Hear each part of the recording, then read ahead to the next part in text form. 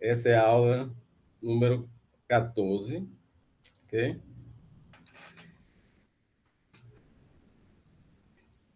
Eu vou aqui disponibilizar os slides para você.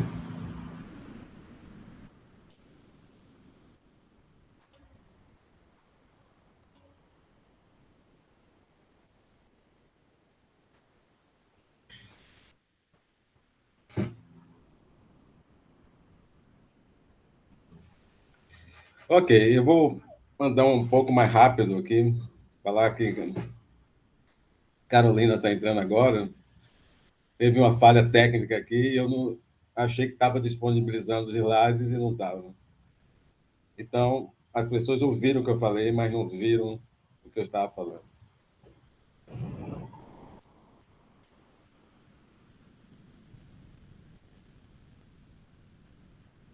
Agora vocês estão vendo, né?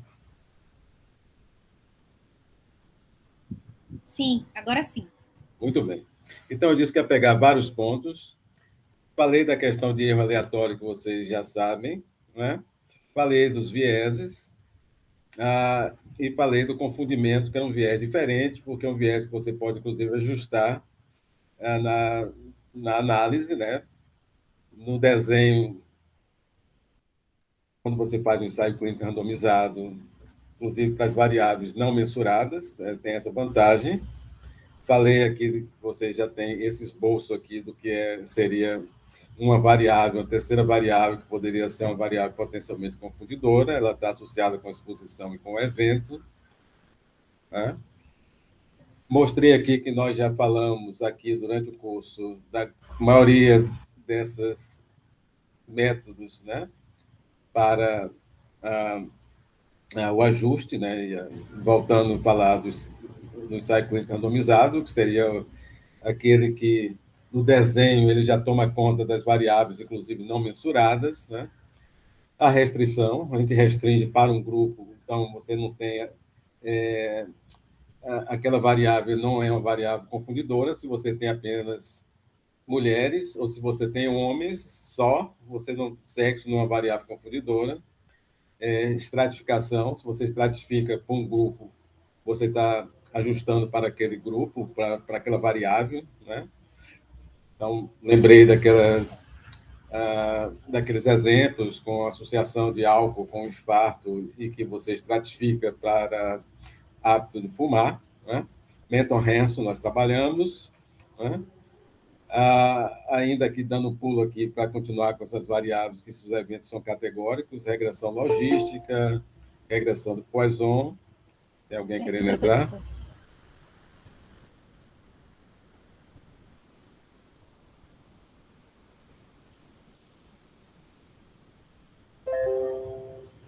Ok, isso que entrou.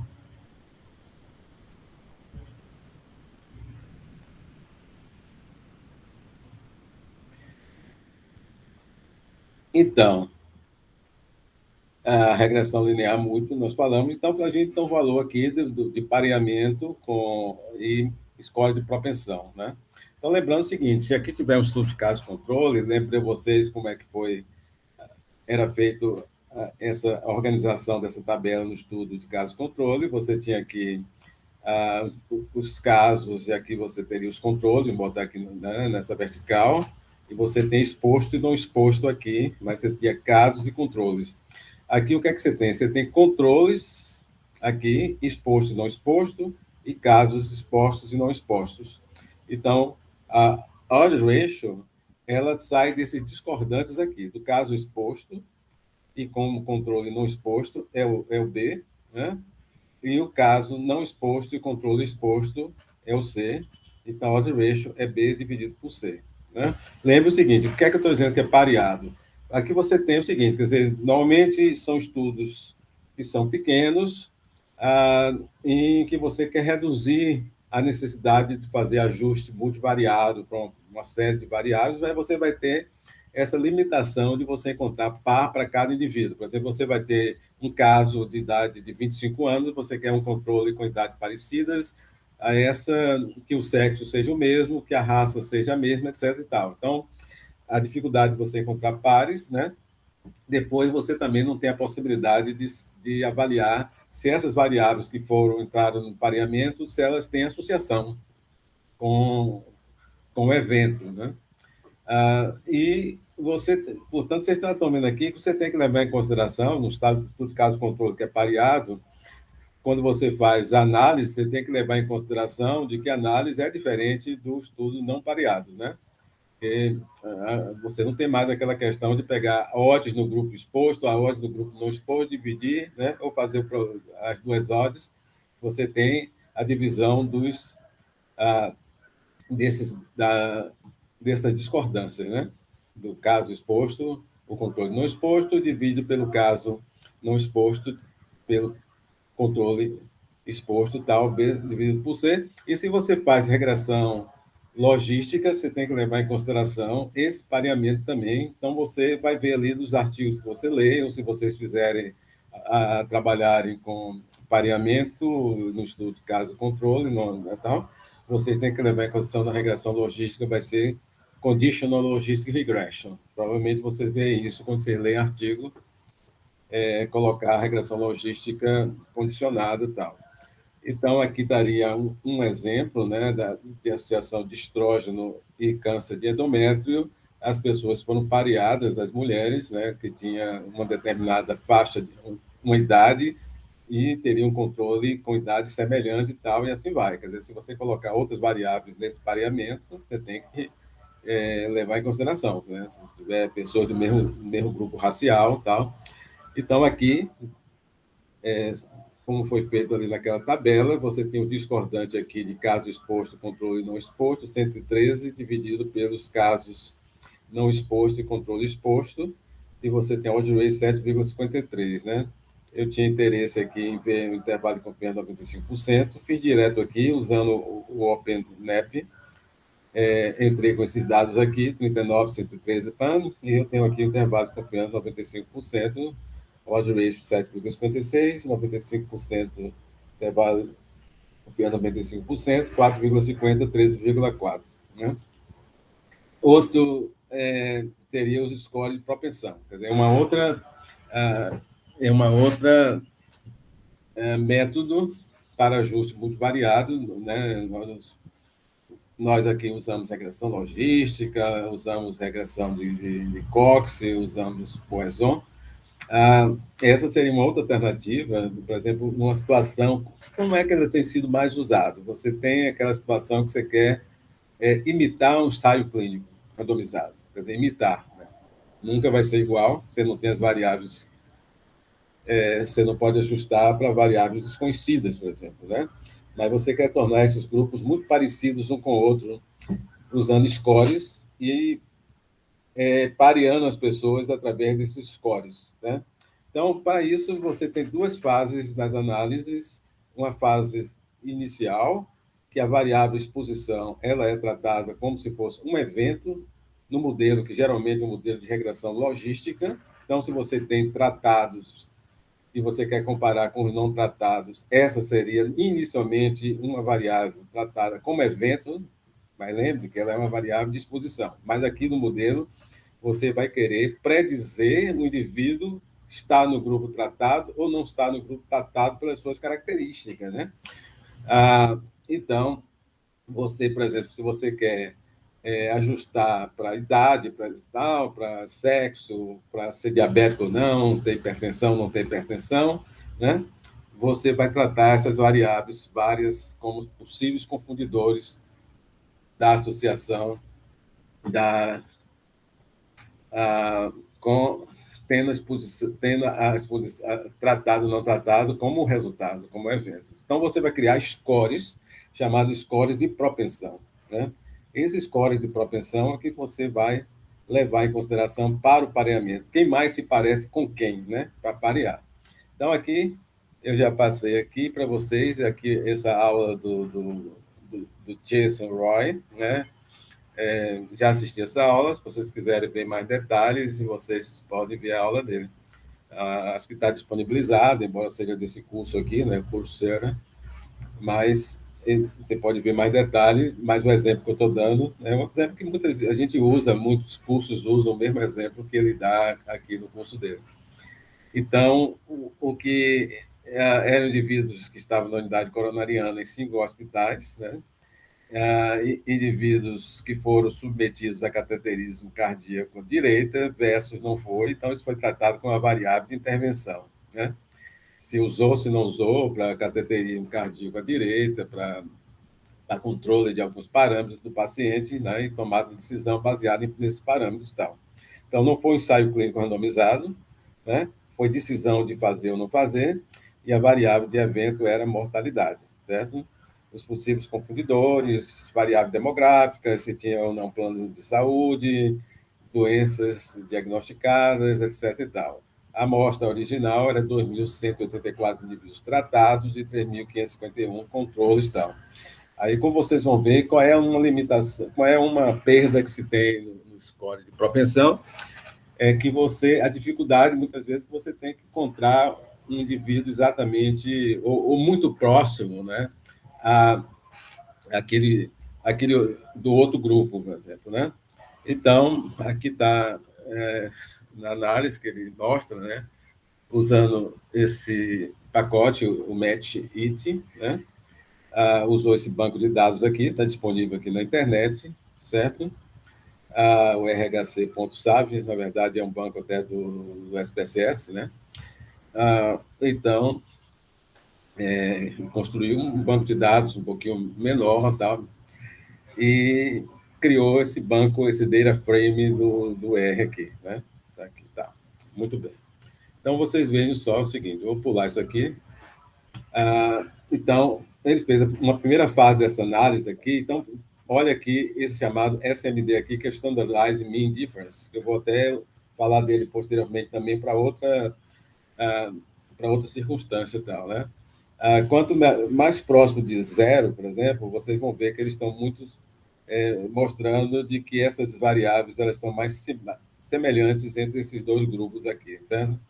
Então, nessa parte aqui, se vocês olharem aqui, né, tem como reduziu aqui, né? Nós temos aqui dado aqui o grupo de tratamento 2.184, né? Mas eles, quando procuram pares aqui para essa primeira parte que eles fizeram aqui, usando os scores, né? Só lembrando aqui que eles tinham 3.551 controles, quer dizer, já tem já não consegue par para vários deles, né? E aí prossegue, né, faz uma coisa mais refinada ainda, né? Você reduziu para 1.900, né? 1.900 indivíduos. Então, perdeu aqui. Às vezes, você vê nos estudos lá publicados, do artigo, às vezes realmente existe uma redução muito marcante do tamanho amostral também, né? Mas o que é que ganhou com isso? Se vocês olharem aqui o Standardized Mean Difference, muito mais próximo de zero, tal, e se vocês olham aqui, eles são muito mais semelhantes em termos da distribuição dessas variáveis aqui, né? Quer dizer, né, se tornando eles mais semelhantes a que fosse, digamos aqui, um ensaio clínico. Obviamente, nunca vai ser igual a um ensaio clínico, porque você não sabe o que está acontecendo. Por exemplo, tal variável não existe aqui no banco de dados, então não posso fazer score baseado nessa variável. O ensaio clínico teria a vantagem de você dar probabilidades iguais no indivíduo ser alocado para um grupo ou para outro grupo. Aí você teria um banco de dados em que você poderia analisar, fazer regressão de Cox e outras coisas, e tratar ele como algo que imita um ensaio clínico e tal, né? Com certeza vocês vão ver, lendo artigos e com muita frequência hoje, usando Propensity Score. Okay? Bom, outro ponto aqui que nós trabalhamos até agora, por exemplo, nós trabalhamos com ensaio clínico, né? Os nossos exemplos que nós damos foram ensaios clínicos chamados de superioridade, tá? Porque o que é que significa, né? Nós usamos aqui como exemplo um ensaio clínico da insuficiência cardíaca sistólica, que a gente comparava espironolactona versus placebo, né? Na mortalidade e tal, né? E hospitalização, né? Era outro evento também. Por que é de superioridade? Né? Ensaio clínico de superioridade é porque você testa, né? Se esse tratamento é superior a outro tratamento. Né? Então, no caso aqui, cisprolactona ele era superior no sentido de reduzir eventos, reduzir mortalidade, reduzir hospitalização, né? Então, se um tratamento é superior a outro tratamento, ou um placebo, em melhorar a qualidade de vida, reduzir complicações fatais ou não fatais. Muito bem. No ensaio clínico, esse é o ensaio clínico de superioridade. O mais comum, né, é esse aqui, né? O ensaio clínico de não inferioridade, né, ele avalia o quê? A questão é o seguinte: tem sido mais frequente do que aconteceu no passado, você ter ensaios clínicos que chama de não inferioridade, tá certo? A ideia é o seguinte, quer dizer, um tratamento, por exemplo, alternativo, né? Ele pode ser usado na prática, né, como algo que, se for inferior, né, mas está dentro de uma margem aceitável de inferioridade, e que ele pode ser uma alternativa desde quando ele tenha menor custo, por exemplo, né, ou menos efeito colateral do que o outro, né, ou existe uma facilidade de você dar às pessoas usarem esse medicamento, porque esse medicamento pode ser usado apenas uma vez ao dia, né? Enquanto que o tratamento mais rotina ou convencional, você precisa usar dividir em várias doses ao dia, o que pode reduzir a aceitação das pessoas, né? A aderência ao tratamento, né? Então, aí vem um ponto importante, né? Que ele é não inferior, mas você é dentro de um determinado limite, né? Esse limite às vezes realmente é sujeito a críticas, por exemplo, né? O que é que a gente chama de não inferior. Então, aqui tá bom, voltamos aqui àquele estudo, né, para lembrar que aquele estudo da espirulactona foi um estudo de superioridade, né? E comparou os espirulactona com placebo, e aqui foi aquela análise de mortalidade, né? Aquela análise de mortalidade, tal. O ensaio clínico, você tem ainda a questão de ensaio clínico de equivalência, né? Que é ensaio clínico de equivalência e não inferioridade. O ensaio clínico de equivalência, né, é quase uma coisa assim, muitas vezes você diz assim, puxa vida, para chegar a uma conclusão de equivalência, né, a gente vai precisar de um tamanho amostral imenso, né, porque quando você fala de equivalência, testa se o tratamento não é nem melhor nem pior, né, quer dizer, puxa, é igual, né, para você demonstrar isso, realmente aqui é uma coisa que não difícil de você realmente entender isso aqui, a não ser que você tenha uma amostras realmente muito grandes para isso, né?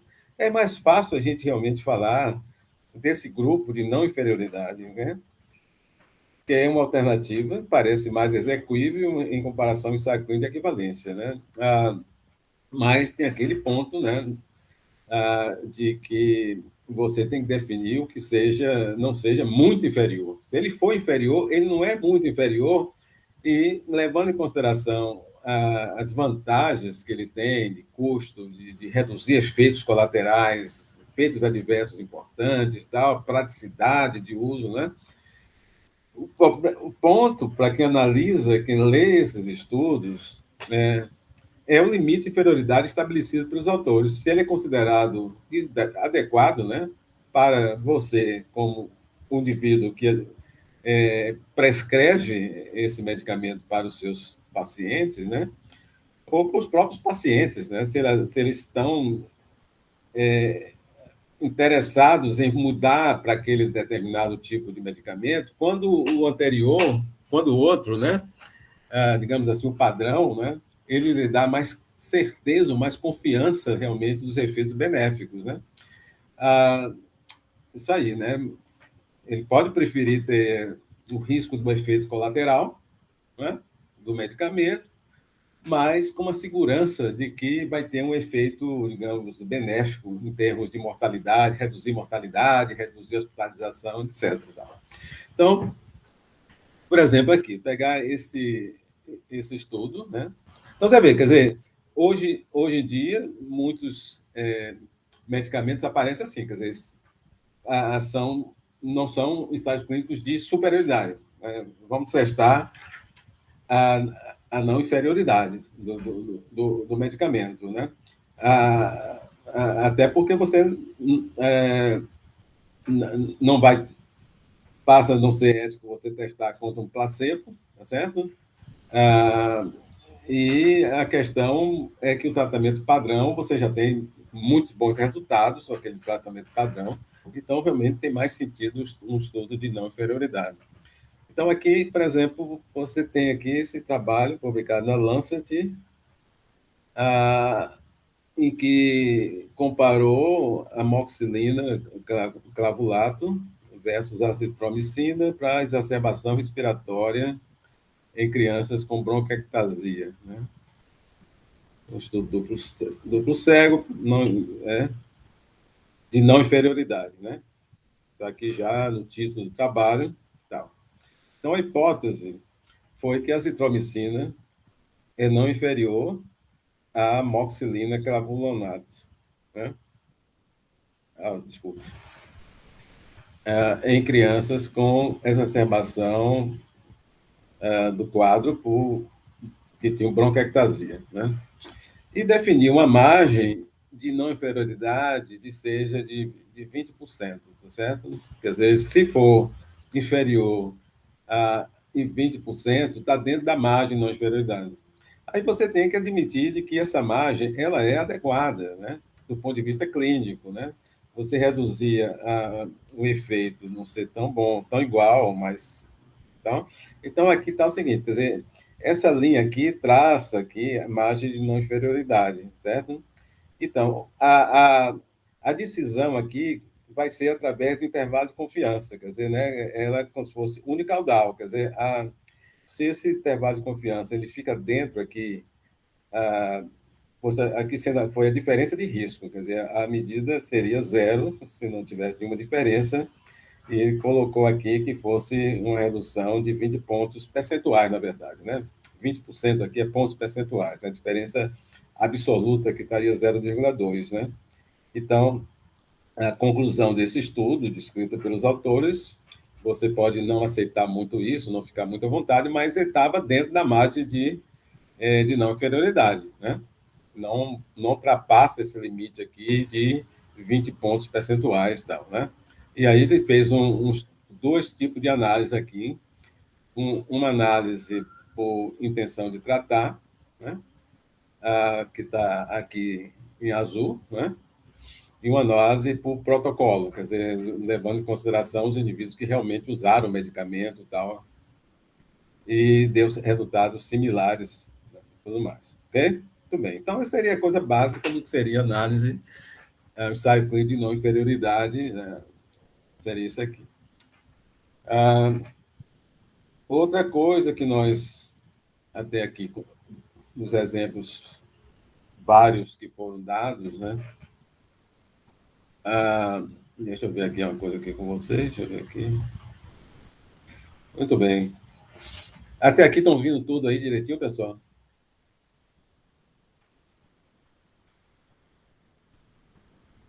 Sim, professor. Tá bom. Tá direitinho. Obrigado.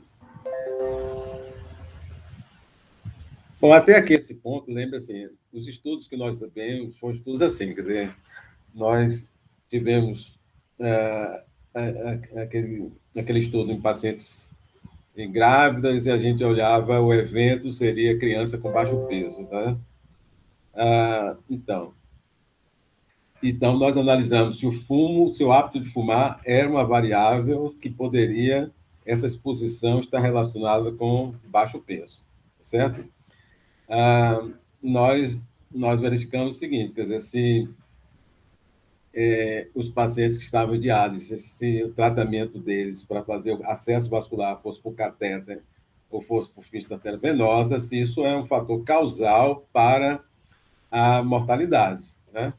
Então, a gente estava mais nessa esfera de estudos etiológicos, né, buscando causas tal, né? Em que a gente tinha aqui. Risco era basicamente, a gente estava olhando o risco e a interpretação de etiologia estava implícita de que eles poderiam ser um fator etiológico, né? Na verdade, a gente analisava de que poderia ser basicamente uma associação, mas a ideia de que a gente está buscando fatores possivelmente causais, tal, né? Mas tem toda aquela questão de variáveis confundidoras, e nesse tipo de estudo a gente se preocupa realmente com variável de confusão. E tem o outro lance do grupo de que a gente está interessado mais com indicadores de prognósticos, né? Indicadores prognósticos não necessariamente etiológico, né? Então, o conceito de prognóstico, né, é a predição da evolução da doença desde o seu início, o ponto em que ela foi diagnosticada, certo? Quando você está interessado, por exemplo, em que ponto você diagnostica indivíduos portadores de AIDS, por exemplo, tá certo? E você quer conhecer variáveis que são indicadores de prognóstico, certo? Indicadores de mortalidade seria uma coisa, né? Ou indicador do primeiro evento de uma infecção oportunista, né? Nesse indivíduo. Quer dizer, esse fator necessariamente não é um fator que causa, mas é um fator que pode estar indicando de que esse indivíduo sofre um risco maior, né? De ter a condição. Então, em que aspecto o estudo prognóstico é diferente desse estudo etiológico, em que se avalia é lógico, frequentemente as pessoas não têm a condição da doença, né? O que você está querendo é saber se ele desenvolve a doença, né? Né? E o estudo prognóstico, ele é indivíduos com a doença. Você quer saber como é que ele evolui, né? O que é que acontece? Indivíduos já têm Covid-19, né? Você quer saber fatores prognósticos desse indivíduo, né? O que é que está mais relacionado com mortalidade, o que está mais relacionado com uma sequela, né? Perder o sabor dos alimentos ou né, uma complicação cardíaca desses indivíduos, mas são indivíduos já com doença, portadores de Covid, no caso colocado aqui, né? Outra coisa, o evento, no estudo etiológico, frequentemente é o início da doença, e no estudo prognóstico são consequências da doença, né? Os fatores associados com a etiologia são diferentes de fatores associados com prognósticos nos seguintes aspectos, né? Exemplo, os fatores de risco, fator etiológico, fator de prognóstico de doenças cardiovasculares são diferentes, né? Aqui tem esse exemplo aqui do que eu quero dizer aqui, tá certo? Vamos imaginar o seguinte, quer dizer, esse estudo aqui, o que publicado aqui na JAMA, por exemplo, né? Então aqui você tem risco de morte de pacientes com ou sem fator de riscos cardiovasculares e o primeiro, infarto do miocárdio, certo? Então, você tem vários fatores que a gente realmente conhece, né? Fatores de risco de doença cardiovascular, hipertensão, ser hipertenso ou não, ser fumante ou não, ter dislipidemia, ser diabético, ter história familiar de doença cardiovascular, né? São fatores conhecidos, né? Fator de risco para a doença cardiovascular. Então, o indivíduo que é hipertenso, ele tende mais frequentemente a ter infarto do miocárdio, a ter acidente vascular cerebral, né? Ok? O indivíduo que é fumante também, que a gente está aqui com fatores que a gente tem, imagina, fatores causais, né? Fatores etiológicos, né? Você controla a hipertensão arterial, você reduz o risco de infarto do miocárdio, você reduz o risco de acidente vascular cerebral, o indivíduo não fuma, o indivíduo deixa de fumar, ele reduz os riscos, né? De doença cardiovascular, dislipidêmico, diabético, a história familiar de doença, ele tem história familiar. Então, é o seguinte, se você tem cada um desses fatores, né, aumenta o risco de desenvolver. Mas se você quer agora analisá-los como fatores prognósticos, repare só que coisa, como fica, né? Os indivíduos que têm, se o indivíduo tem infarto do miocárdio, por exemplo, tá certo? E ele não tem nenhum fator de risco para o infarto do miocárdio, né? Esse indivíduo tende a ter um, a, o risco desse indivíduo vir a morrer, por exemplo, né, desenvolver um evento, é até maior do que o indivíduo que já é hipertenso, que já tem diabético, etc. E tal. Quer dizer, para você ter uma discrepância entre o que seja o fator de risco da doença e o fator prognóstico da doença. Né? Ah, eles não caminham realmente da mesma forma aqui. Né? Aqui você tem aqui um indivíduo, a, a mortalidade, né? Do indivíduo. Se ele teve infarto do miocárdio, o indivíduo que não tenha, ele tinha zero de fator de risco, né? Ele teve aqui uma OR de 1,54, enquanto que o indivíduo que teve 4 fatores de risco, ele teve uma OR mais baixa, né? Aquela coisa é a seguinte, tá bom, se eu não fumo, se eu não sou dislipidêmico, se eu não sou diabético, etc. Tal, eu tenho uma probabilidade menor de vir a ter infarto do miocárdio, né? Mas se eu tenho infarto do miocárdio e eu não tenho hipertensão, eu não sou fumante, eu não sou dislipidêmico, eu não sou diabético, eu passo a ter um prognóstico pior. Então, não, essa dissociação que é fator de risco não é exatamente o que seja fator prognóstico, tá certo? O desenho de estudo ideal para fatores prognósticos é um estudo de coorte, né? É um estudo de coorte, tá certo? Aí está um estudo observacional. Você está olhando características das pessoas, né? Você está olhando características das pessoas. Você diz, não, mas no ensaio clínico eu tenho aquele grupo de indivíduos, né? Eu posso olhar isso nos pacientes que não estão usando medicamento, por exemplo. Quer dizer, eu analisar um braço do ensaio clínico. A limitação de você usar um ensaio clínico para você avaliar prognóstico, porque os pacientes em ensaios clínicos, de modo geral, eles são diferentes dos pacientes que estão fora de ensaios clínicos, né? Até pelos critérios de inclusão e de exclusão. Né? Então, o ideal mesmo é você ter isso dentro do estudo observacional de coorte e sendo esse desenho o que a gente chama de inception cohort, ou seja, todos os indivíduos eles são analisados no mesmo ponto inicial, né? O ponto da doença que ela é, quando ela é diagnosticada, e eles são seguidos, né? Isso é o cohort, o inception cohort, está colocado aqui, né? Então, você tem a possibilidade de analisar diversos fatores potencialmente prognósticos da doença, indicadores prognósticos. Eles não são necessariamente fatores causais da doença, mas são fatores que você está analisando que pode dizer para você, se o indivíduo tem essa característica, esse indivíduo tem uma probabilidade maior de ter um determinado desfecho certo? Então, eles são analisados ao longo do tempo, tem um estudo de coorte, e você estuda fatores que são prognósticos desse indivíduo. Lembre que esses fatores necessariamente não são fatores causais, mas são fatores que indicam tal. Então, vejam só, quer dizer, quando eu estou. O meu objetivo de pesquisa é voltado para fatores etiológicos, causais, efeito de confusão tem um papel fundamental, quer dizer, né, que é, o efeito observado ele pode ser totalmente ou em parte devido a outros fatores, né? Há outros fatores que eu preciso ajustar ou bloquear, né, como a gente coloca ali dentro daquele gráfico acíclico direcionado, quer dizer, bloquear aqueles fatores que são fatores potencialmente confundidores. Tal.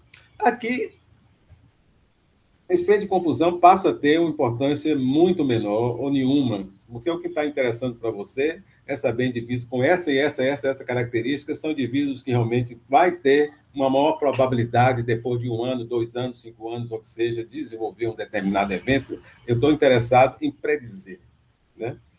Então, aqui estão algumas medidas de prognóstico, né? Algumas a gente já viu assim, quando a gente estava até pensando mais dentro de uma esfera causal, etiológica, né? Mas a gente estava olhando, por exemplo, qual é a sobrevida em 5 anos de um paciente com determinada condição, com determinada doença, né? Se ele tem essa outra característica, né?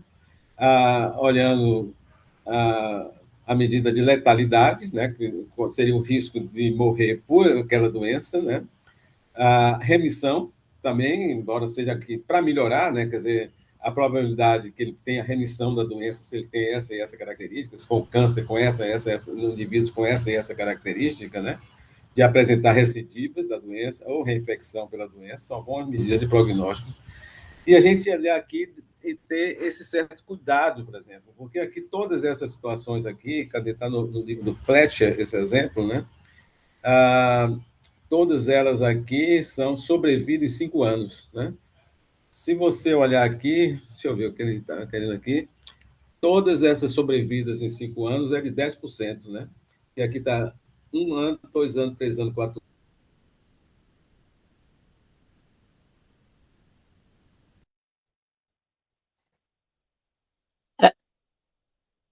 anos, 5 anos, né? Aneurisma dissecante, similar, certo? Esclerose lateral amiotrófica, similar, certo? Eu vou. Tem aqui, quer dizer, um indivíduo com idade de 100 anos, qual é a probabilidade dele ter uma sobrevida de 5 anos, tal, bem pequenininha, 10%. Mas todos são 10%. Mas a curva é muito diferente. Porque os indivíduos com aneurisma dissecante, eles morrem logo, né? Os que ficam, os que não morrem logo, vai devagarzinho para alcançar 10%. O indivíduo de câncer de pulmão já tem essa curva aqui, né? Mais lenta, né? Em relação ao aneurisma dissecante, né? Esclerose lateral amiotrófica, o indivíduo vive aí um bom tempo ainda com a doença e tal, e muitos deles continuam vivos, mas chega um ponto, mas devagarzinho eles vão chegar lá. Quer dizer, dependendo da doença, ele pode chegar em 5 anos, né, em menos de 10%, mas nada é diferente as curvas de mortalidade desse indivíduo, né? O indivíduo vai morrer logo aqui. Quer dizer, o indivíduo, quando aneurisma secante de aorta, pouco tempo ele tem para organizar a vida dele e, junto com a sua família, né? Que eles tendem a morrer logo, né? Os que ficam ainda vão lá devagarzinho e vai chegar para 10%. Então, você pode ter diferentes curvas. Simplesmente você olhar e dizer assim, é 10%, você não está contando uma verdadeira história natural dessas condições, né? O clínico usa muito esses modelos, né, preditivos, né? Aqui está um estudo aqui de validação, tem esse ponto aqui, né, de validar, por exemplo, esse estudo, que o ideal é você definir, por exemplo, um chamado modelo prognóstico, né, que você vai levar em consideração várias variáveis e pode dar scores, inclusive, dentro desses modelos, né? E se você faz isso dentro de uma amostra, é interessante você ter isso em outra amostra, como se você valida esses scores, né?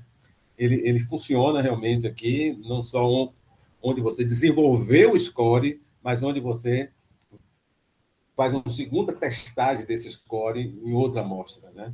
Então, seria a questão da validação, né, do score clínico, por exemplo, né? Tem esse SHADS, né, que é usado para risco de acidente vascular cerebral em pacientes com fibrilação atrial, né? E se você coloca que se o indivíduo tinha diagnóstico de ciência cardíaca, hipertensão, a idade, diabetes, etc. E tal. Quer dizer, essas variáveis necessariamente não são variáveis que são fatores etiológicos da doença, etc. Muitos podem ser, etc. Mas o interessante aqui é que você quer ver realmente capacidade de predizer, por exemplo, o que vai acontecer com esse indivíduo ao longo do tempo, tá certo? Então, aqui está colocado aqui 0, 1, 2, 3, 4, 5, dependência do você colocar aqui, 2 pontos, um ponto, um ponto, um ponto, um ponto, um ponto, né? Às vezes coloca isso aqui, está colocado aqui, risco de eventos com 100 pessoas anos, você está vendo que vai realmente, a tendência é realmente aumentar, né? Às vezes dá em termos de probabilidade também, esse score também, né? Os vieses desse estudo vão ser semelhantes no estudo concorrente, ou que seja uma coorte etiológica, né? Uma seria o viés de amostra da gravidade da doença, né?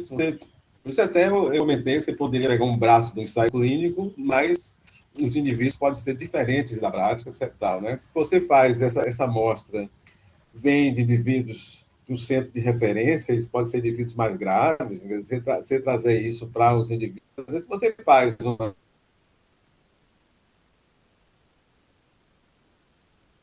São pacientes internados por Covid, vai ser obviamente diferente do que você vê nos indivíduos que você diagnostica Covid na prática diária de pacientes. Você vai ter pacientes mais graves se você tem os pacientes que vão chegar para internamento, né? Se você está olhando mortalidade com fator prognóstico, pode ser que as variáveis prognósticas não sejam exatamente as mesmas variáveis. E o viés de perda de acompanhamento, né? Você perde o paciente ao longo do acompanhamento, isso é problema, inclusive, do próprio ensaio clínico, né? Todo estudo de acompanhamento longitudinal, você tem realmente esse problema. Ok. Outro ponto aqui seria a questão, né, de revisão sistemática, né? A gente vê mais revisão sistemáticas para questões de tratamento, voltadas para o interesse, revisão sistemática voltada para ensaios clínicos randomizados. A revisão sistemática, é o processo de você executar a revisão, obedecendo uma metodologia, né? A meta-análise, quando você tem um sumário, né? Um sumário estatístico, né? Você pode ter um sumário estatístico advindo, de modo geral, de uma revisão sistemática, né? E você tem um sumário, tipo um risco relativo, um odds ratio, uma diferença ponderada de médias, uma diferença estandardizada de média e tal. Que você pode usar isso advindo dos diversos estudos e tal. O que é que se avalia você ler uma revisão sistemática aqui, né? Então, a gente está usando aquela que nós já usamos antes para ensaio clínico, para outros tipos de estudo, olhando os três aspectos: o risco de vieses, os resultados e a aplicação disso para a prática, né? Um aspecto importante: se o estudo avalia um objetivo, né, a questão é claramente definida, identifica uma população de interesse, né, se aplica a que tipo de pessoas ou se é tipo de paciente, o fator de predição, se for o caso de uma intervenção de tratamento, qual é essa, e o resultado é o quê? Mortalidade, né? Hospitalização, né? Esse é um ponto importante, né? Eu pego esse exemplo aqui, né, desse estudo aqui, do efeito do fibrato nos eventos cardiovasculares, né? E aí eu faço análise aqui nesse estudo aqui da forma como está sendo colocado o objetivo, né? Se ele é claro para mim.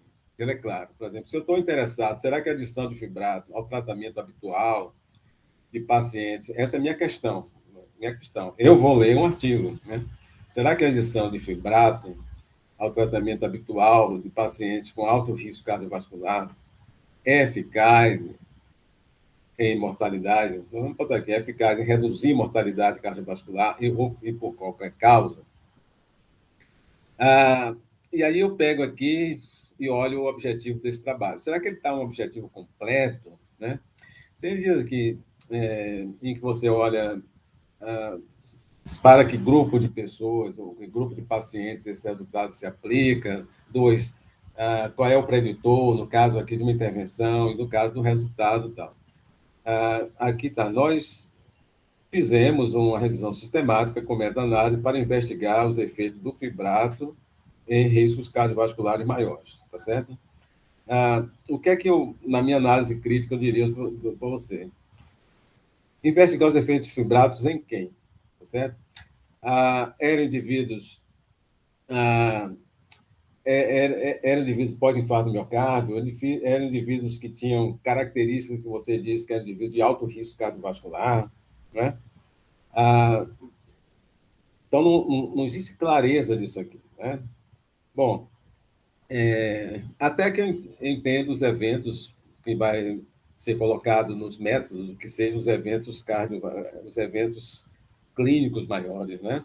Seria interessante eventos cardiovasculares maiores, mas clínicos maiores, pode ser mortalidade total, uma coisa realmente que interessa, mortalidade cardiovascular interessa, tal, tudo mais. Mas não parece né, um objetivo muito claro. Onde é que eu vou aplicar esses resultados? Né? Como é que ele vai já começo aqui a imaginar como é que essa revisão sistemática vai ser feita, né, para responder uma questão muito definida, né, aqui, né? Não tem muita clareza, não, né? Então, esse é um ponto importante, né? Quer dizer, ser muito clara no que diz respeito a todos esses pontos, né? Deve ser uma questão, na verdade, não é uma questão só da revisão sistemática, é uma questão mesmo que você tem um estudo, um ensaio clínico, um estudo de coorte, ou que seja, quer dizer, né? Se aplica o quê? Qual é a população de interesse, o que é que você está avaliando como preditor e o que é que você está avaliando como evento, como outcome, né?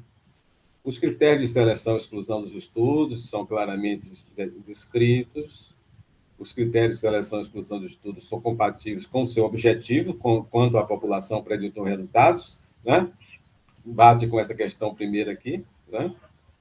A estratégia de pesquisa da literatura é descrita em detalhe, de forma a permitir que a pesquisa possa ser repetida. Isso é um ponto importante. Eu gostaria de repetir, toda vez que eu vejo uma revisão semática, eu digo, bom, algum lugar, ou do artigo, ou do suplemento, ou na internet, se ele colocou lá alguma coisa, que tenha uma clareza de como que foi feita essa revisão sistemática, que eu possa aqui dizer assim, eu posso repetir e chegar ao mesmo resultado, né? Pode ser um pouco diferente, que ele fez, tem um ano que foi feito, eu vou encontrar artigos que não foram vistos nessa revisão sistemática e tal. Foi demonstrado um empenho para uma pesquisa profunda da literatura, incluindo trabalhos não publicados, né? Isso a gente vê isso aqui, quer dizer, se o indivíduo realmente olhou registros de estudos, por exemplo, que estão lá naquele determinado site, né, de ensaios clínicos, se tem algum estudo em andamento que pode se modificar, se tem algum estudo que está basicamente mostrado em algum congresso que possa vir a modificar aquilo ali, se ele analisou cada estudo, as suas referências bibliográficas, para ver se poderia aparecer alguma referência de que não apareceu, por exemplo, na pesquisa que ele fez nos diversos bancos de dados, né? Consultou experts do assunto para ver se teria algum conhecimento de algum estudo que não aparece hoje na sua pesquisa. Quer dizer, houve uma demonstração de um grande interesse de não deixar alguma coisa de fora e que pudesse modificar realmente os resultados, né? Foi feita uma avaliação metodológica dos estudos, né? De forma a concluir que os resultados não foram determinados por estudo de baixa qualidade, né? Mostrar normalmente uma tabela, né? Ou tem um gráfico, se você olhar na Cochrane, é interessante quem for fazer realmente olhar um gráfico realmente da Cochrane que faz coloca cores, por exemplo, na dependência do risco de vieses realmente desse estudo, né? Isso dá uma avaliação, permite uma avaliação do leitor, né? Você pode ter uma meta-análise que não chega grande, uma revisão sistemática com ou sem meta-análise não chegam a conclusões robustas, né? Porque os estudos não são robustos, né? Não porque ela não foi bem feita, mas ela contribui para mostrar que aquela área da literatura é uma área muito incipiente ainda, não se pode realmente chegar a conclusões muito definitivas, né? Viés de publicação, né? Essa é uma questão, né? Essa é uma questão porque alguns estudos podem não ser publicados por razões diversas, porque não mostrou diferença, e às vezes o próprio pesquisador não tem interesse em publicar um estudo que não mostrou diferença, as revistas tendem a publicar mais estudos que mostram diferença, né? Às vezes é um estudo pequeno, mas mostrou uma diferença, pode ter mais interesse de publicação e tudo mais. Então, viés de publicação é uma coisa importante. A qualidade metodológica do estudo foi avaliada de forma. Bom, eu já tinha dito isso aqui, né? Tá exatamente igual isso daqui de cima. Então, está repetido aqui, desculpem vocês. A seleção dos estudos e avaliação da qualidade metodológica foi realizada independentemente por mais de um investigador, né? Às vezes, assim, bom, uma revisão sistemática não deveria ser feita com uma única pessoa, né? Só uma pessoa, quer dizer, idealmente não, porque se você corre essa possibilidade de alguém achar um artigo, alguém não colocar, alguém achar que esse está dentro dos critérios de seleção, esse não está, esse artigo tem boa qualidade metodológica, esse não tem, essa e tal, pode ter discordância entre eles, né? Então, às vezes, isso faz com que seja interessante a gente realmente ter uma equipe em que as pessoas analisam independentemente e discutam e chegam a conclusões e as discordâncias foram resolvidas de que forma, deixe isso com clareza. Tá? Esse é um gráfico, normalmente usado, né, para avaliar possíveis viés de publicação, não é uma coisa assim 100%, né, mas ele em essência, ele tem essa estimativa, né, do estudo, né, e o que é que fica em torno disso aqui, né? Se aqui você tem a magnitude do efeito e aqui você tem a precisão da estimativa, você pode ter esse gráfico aqui com o erro padrão, né? O erro padrão, que é a medida de tamanho amostral, de precisão de estimativa, né? Nesse estudo, né? Então, se você tem essa variação assim, quer dizer, né? Como se fosse esse funil aqui, né? Invertido, né? E você vê o seguinte, quer dizer, os estudos que têm precisão menor, normalmente estudos menores, mas eles distribuem de uma forma muito similar, né? Aqui não, estudos pequenos provavelmente foram publicados quando eles mostraram diferenças, mas não foram publicados quando eles não mostraram diferença aqui. Está muito mais indicando que possa ter, que às vezes, né, alguma algum viés de publicação mais num gráfico dessa natureza do que num gráfico com essa distribuição muito semelhante realmente a um funil invertido. Os resultados são similares entre os estudos, né? Essa é uma questão assim, esse ponto de...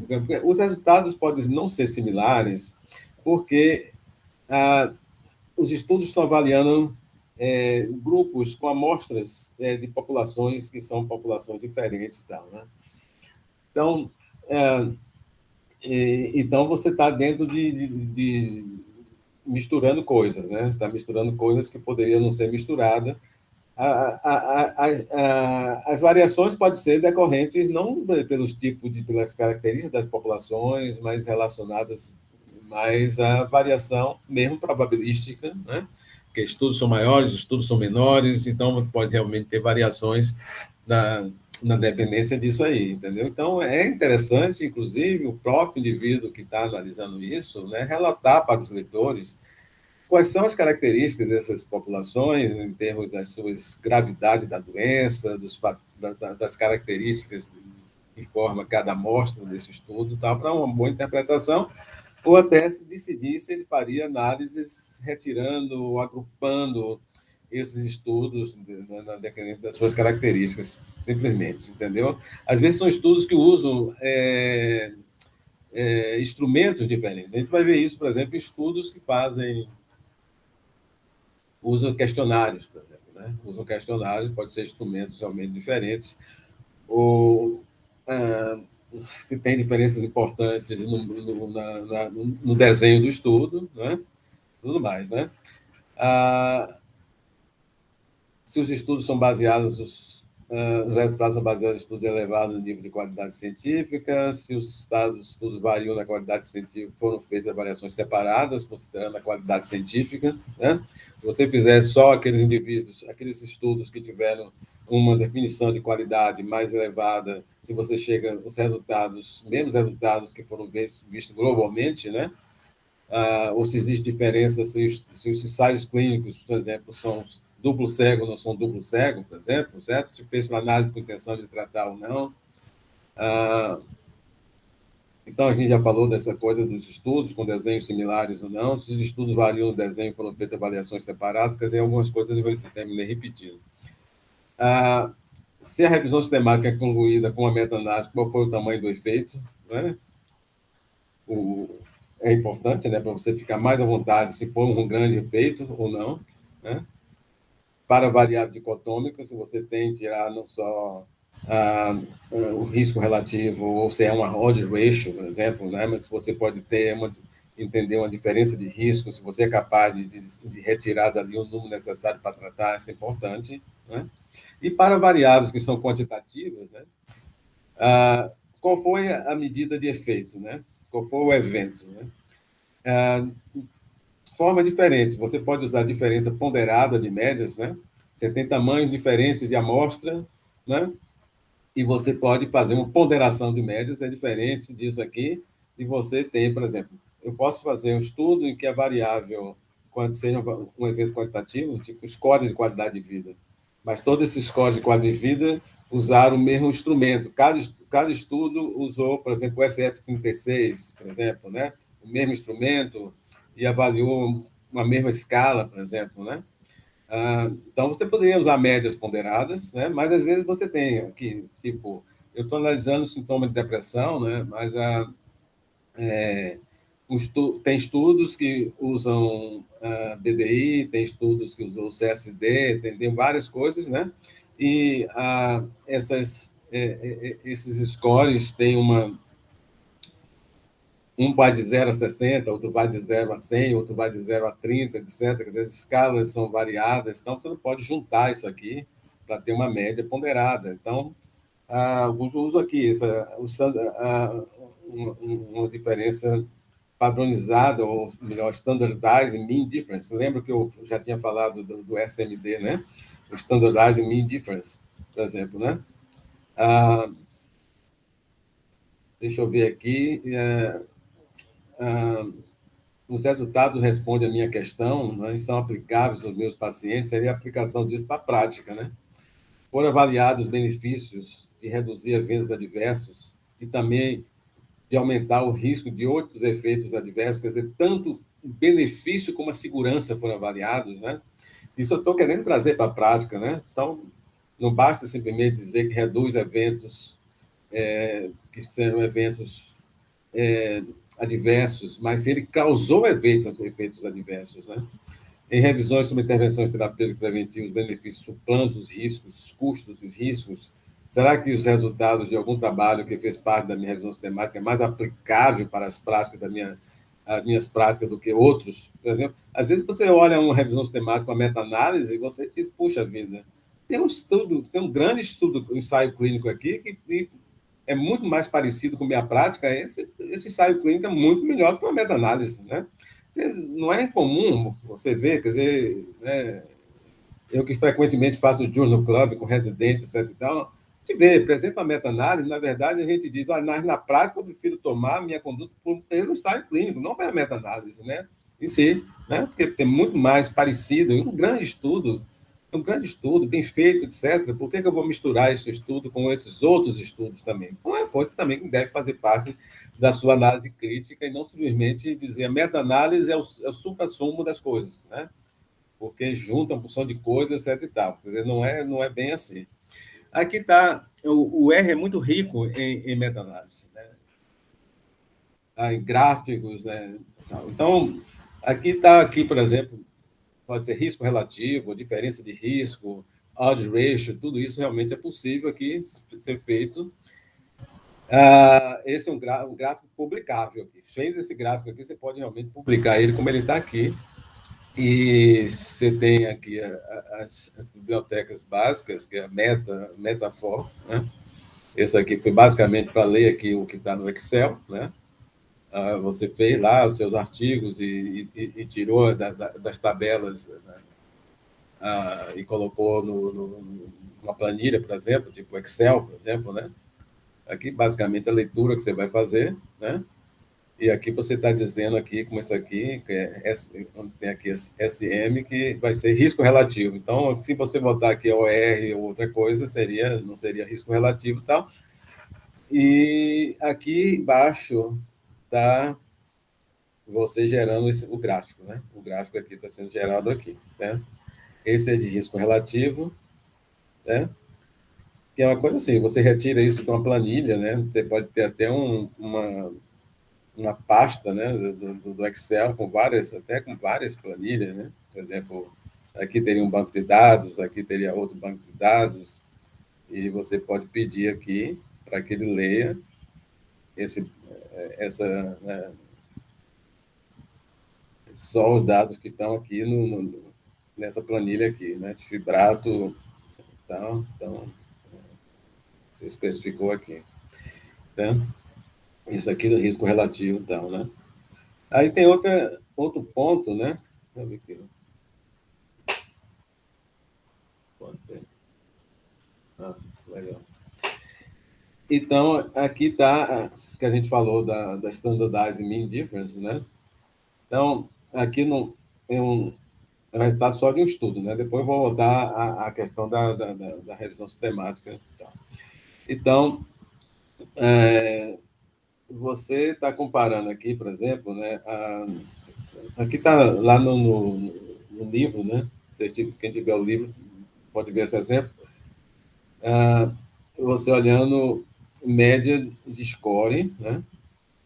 Do componente físico de qualidade de vida e tal. Aqui são indivíduos com estado nutricional superior, melhor, né? Ele tem scores de qualidade de vida maiores, indicando tanto componentes físicos, sintomas, problemas, indicando a melhor qualidade de vida, né? Aqueles com estado nutricional inferior, os scores menores. Aí você tem a diferença absoluta aqui, né? Então você tem aquela coisa assim, quer dizer, alguns dizem que uma diferença superior a 3 pontos, ou principalmente a 5 pontos, isso indica uma diferença importante de qualidade de vida, usando esse tipo de scores, né, de escalas. Tal, né?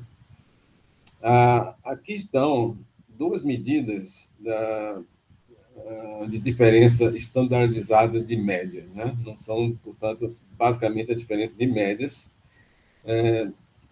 que seria o D de Cohen e o G de Edges. Né? Se a gente for por aqui, por essas medidas, a gente vai dizendo o seguinte, quer dizer, na verdade, aqui no score de PCS, né, onde você tem uma diferença, tomando por base essas diferenças estandardizada, né,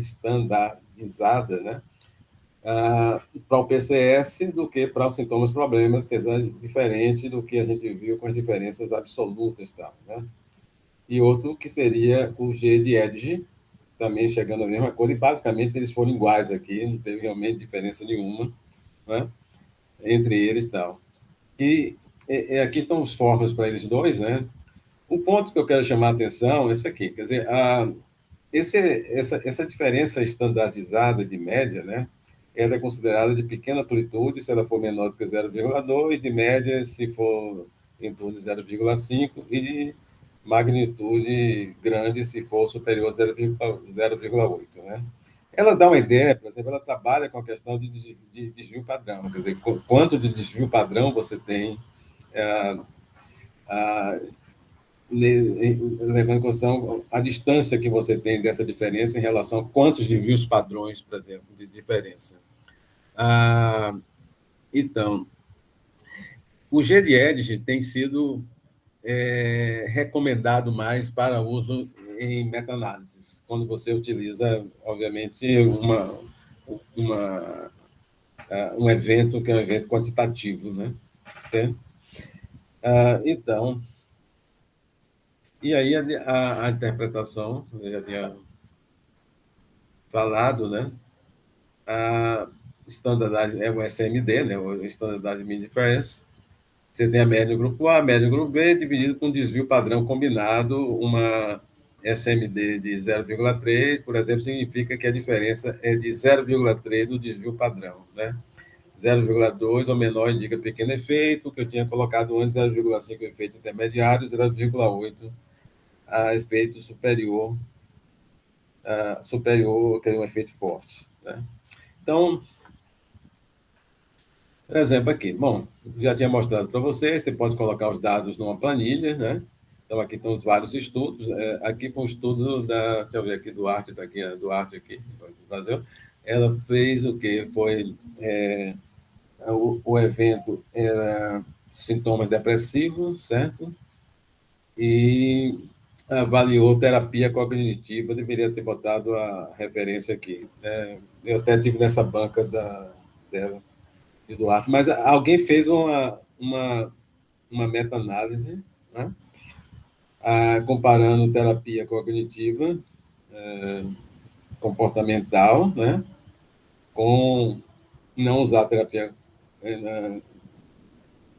comportamental em redução de sintomas de depressão, tal, né? Então, nessa meta-análise, né, até a forma como se organiza a tabela, né? Deixa eu me lembrar aqui, acho que aqui é o número de indivíduos num grupo, aqui o número de indivíduos no outro grupo, tá? A média e o desvio padrão. Média e desvio padrão. Né? Número de indivíduos, média e desvio padrão. Isso é um grupo, aqui é outro grupo. Né? Vai ser lido aqui. Você pediu SMD, Standardized Mean Difference. Certo? Bom, saiu aqui com vírgula porque eu pedi, mas você vai publicar, você pode ser ponto, você vai publicar no artigo.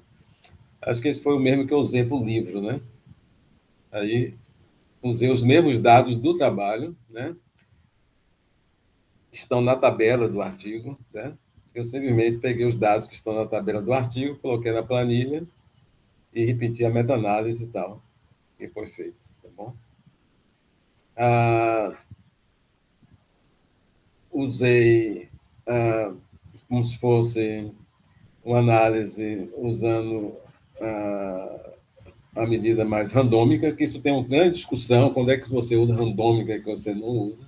Né? Se você quiser ser tradicional, use sempre randômica, random effect. Né? Alguns dizem o seguinte, essa é uma decisão para você tomar antes do estudo. Né? Que você avalia que você está usando instrumentos diferentes, não são exatamente, os eventos não são exatamente iguais, etc. Tal, o random é mais adequado. Porque você vê, muitos tomam a seguinte decisão, avalia se realmente existe homogeneidade, né? Nas diferentes medidas, nos resultados, né?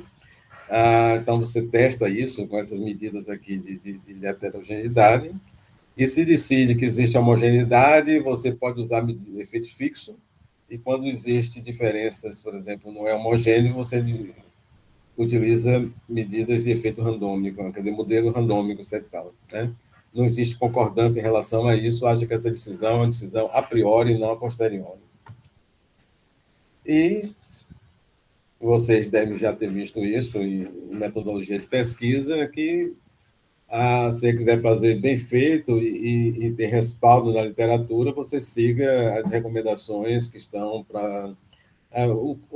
A que se aplica de modo geral para os vários tipos é o Prisma, mas você tem para estudo de qualidade de vida, né? Para diversos tipos de estudo, você tem aqui. Até lá no livro eu coloco isso também, em um ponto que eu falo de desenvolver estudos clínicos, né? Em algum canto aqui eu coloco isso aqui no capítulo de desenho de estudo, onde tem desenvolvimento de pesquisa clínica usando desenho de estudo epidemiológico, né? Onde a gente fala aqui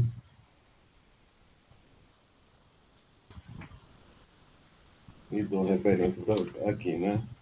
Você tem o Equator Network, né? Tem roteiros chaves para escrever artigos sobre quais tipos de estudo e tal, onde você pode realmente ter um pouco mais de detalhes sobre isso aí. Então, tá, o Prisma tem uma versão aqui mais recente, 2020, não sei se tem 2021, tem tão pouco tempo, né? Em que você vai ver o processo de conduzir essa revisão sistemática e tal. De modo geral, você vê dados extraídos de tabelas e figuras, mas lembrar que a meta-análise ela pode ser de dados do próprio indivíduo, né? Então, se você tem 4, 5, 6, 7 estudos, e se você junta os pesquisadores que conduziram esses estudos, existe essa possibilidade de você ter análise ao nível de indivíduo, não só análise de retirada de dados de tabelas, né, como é o mais frequentemente feito e tal, né? Então, nós já falamos, tipo de variável, se é categórica, se é quantitativa, né, os aspectos, se o modelo fixo ou modelo randômico. Modelo fixo, todos os estudos estimam o mesmo efeito, a premissa é que as diferenças observadas no efeito são devidas a erro amostral. E randômico, o efeito não é o mesmo entre os estudos, exemplo, análise é feita sob a premissa que o efeito pode ser diferente entre estudos com amostras que variam em idade, nível educacional, diferentes doses de medicamento, presença de cegueira. Não, meta-análise não é apenas para ensaio clínico, né? Por exemplo, aqui é um exemplo, né? Uma meta-análise que foi feita para avaliar se em pacientes com idade maior do que 60 anos, se o hábito de fumar está associado com mortalidade por qualquer causa. Tá certo? Então, se olhar aqui, quer dizer, essa questão aqui, ela está dentro daquela coisa que nós falamos, tem uma população, quer dizer, pacientes com idade maior do que 60 anos, tem uma intervenção aqui, no caso, a gente fala de intervenção, mas, na verdade, é uma variável de exposição, não é? Porque se o indivíduo fuma ou não fuma, não é?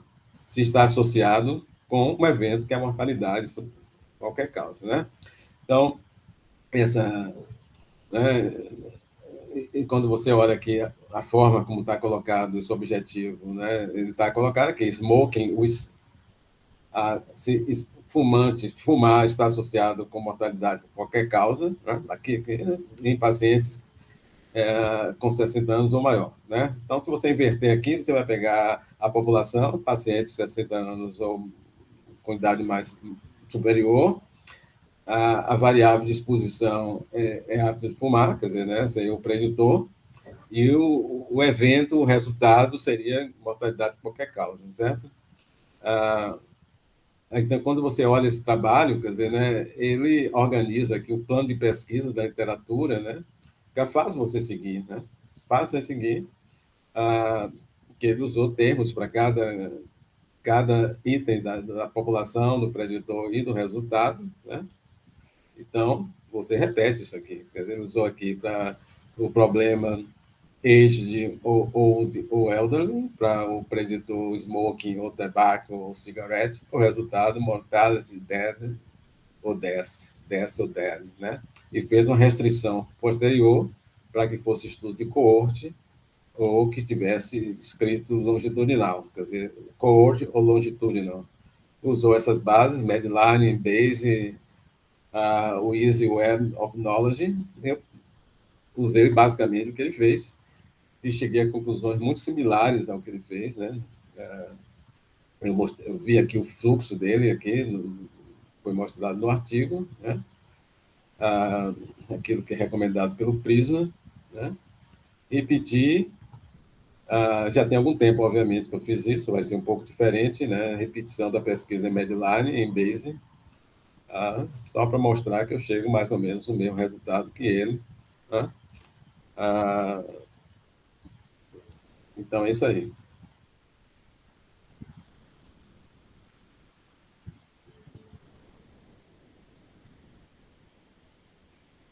Ok, pessoal.